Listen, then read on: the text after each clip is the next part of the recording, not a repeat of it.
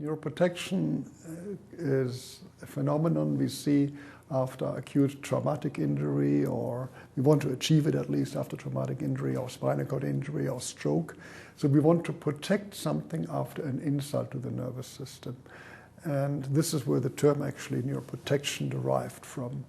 And in order to protect something, we have to understand what are the actual mechanisms, how nervous tissue degenerates after a primary insult. So there are secondary injury cascades. When you hit the brain or hit the spinal cord, you are having initially a primary mechanical insult, and then this is followed by damage to cells directly, the mechanical. You cannot actually do much about it, but in a second wake of this event, you get compromise of blood supply, compromise of energy supply, you get compromise of the ion and energy homeostasis. We get too much excitatory amino acids released, and we get so-called excitotoxicity.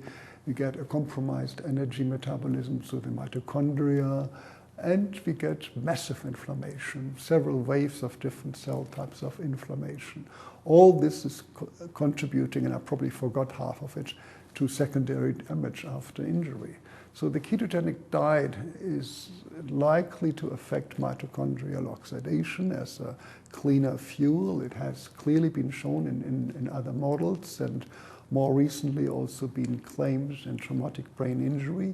A group in Kentucky works on it in spinal cord injury, so we think there may be some of the protective mechanisms related to protecting our mitochondrial energy supply.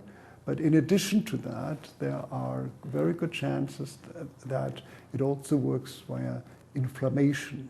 When we put animals on a ketogenic diet, we see less inflammation in the spinal cord. And we know that many aspects of inflammation, not all of them, but many of them are damaging.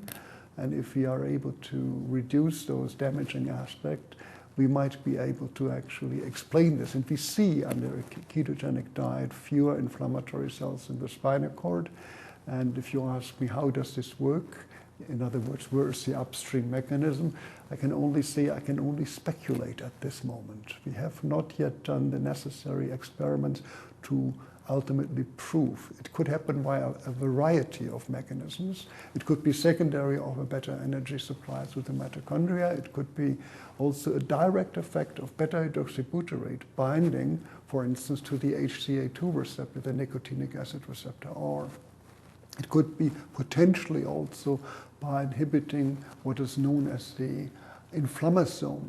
And the inflammasome, inflammasome 3 is actually a complex of many proteins necessary to activate cytokines and inflammatory signaling molecules which are damaging and known to be damaging.